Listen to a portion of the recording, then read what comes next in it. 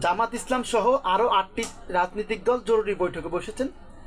বিএনপিও জরুরি বৈঠকে বসেছেন। ডাক্তার মোহাম্মদ ইউনূসের ভাষণের পরই প্রত্যেকটা রাজনৈতিক দলের মাথার ভিতরে ঘুরপাক খাচ্ছে ইউনূস সরকার আসলে কি করতে যাচ্ছে।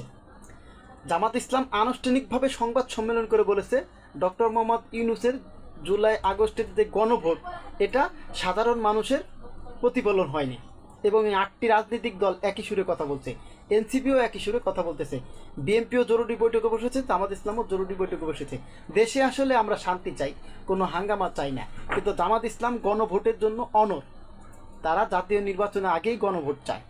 এই গণভোট ইস্যুতে দেশের নির্বাচন পিছিয়ে যাবে কিনা, এটাই এখন সবচেয়ে বড় কথা। তবে জামাত ইসলাম সাধারণ মানুষের পক্ষ নিয়ে কথা বলতেছে, এরকমটাই তারা বোঝায়। আমরা মনে করি বাংলাদেশে শান্তি আসা খুবই জরুরি।